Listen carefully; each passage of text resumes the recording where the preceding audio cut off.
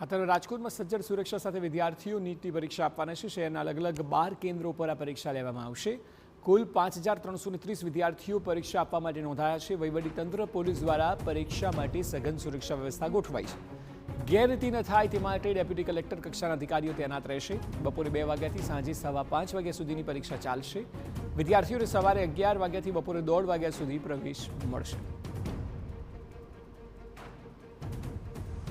દેશભરમાં જેની સતત ચર્ચા થઈ રહી છે તે નીટની પરીક્ષા આખરે આજે ફરી એકવાર યોજાવા જઈ રહી છે। આખા દેશભરમાં લાખો વિદ્યાર્થીઓ છે તે નીટની પરીક્ષા ફરી એકવાર આપવાના છે, કારણ કે પેપર લીકના કારણે જે આખો જે માહોલ બન્યો હતો ને તેના કારણે પરીક્ષા રદ કરવામાં આવી હતી। તે પરીક્ષા આજે ફરી એકવાર લેવામાં આવી રહી છે। ગુજરાતમાં અંદાજે 80,000 જેટલા વિદ્યાર્થીઓ આ પરીક્ષા આપવાના છે ફરી એકવાર, ને રાજકોટમાં 5,000થી વધુ વિદ્યાર્થીઓ છે તે આ પરીક્ષા ફરી એકવાર આજે આપશે। 12થી વધુ કેન્દ્રો છે તે રાજકોટમાં ફાળવવામાં આવ્યા છે, ને સૌરાષ્ટ્રભરમાંથી બાળકો છે, વિદ્યાર્થીઓ છે તે આ નીટની પરીક્ષા ફરી એકવાર આપવા માટે રાજકોટ છે તે પહોંચ્યા છે। તંત્ર દ્વારા પણ ટ્રેન સહિતની એક્સ્ટ્રા ટ્રેન સહિતની વ્યવસ્થાઓ છે કરવામાં આવી છે।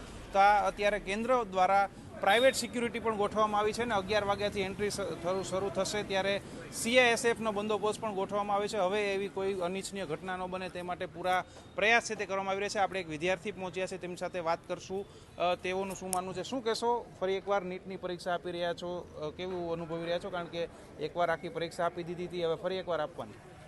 ફરી વખત પરીક્ષા આપવામાં તો બહુ જ આમ અનુભવ થતો નથી, બીજી વાર પણ આપવી પડશે।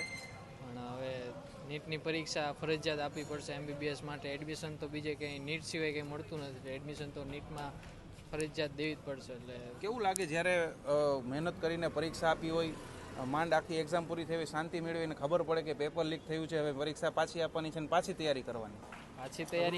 પાછી તૈયારી કરવામાં તો બહુ આમ મહેનત માંગી લે છે, કારણ કે આખું વર્ષ 2 વર્ષ તૈયારી કરી હોય અને પાછું પેપર લીક થાય એટલે આમ અંદરથી તો અનુભવ આવો થાય જ નહીં કે નીટનું પેપર લીક થાય।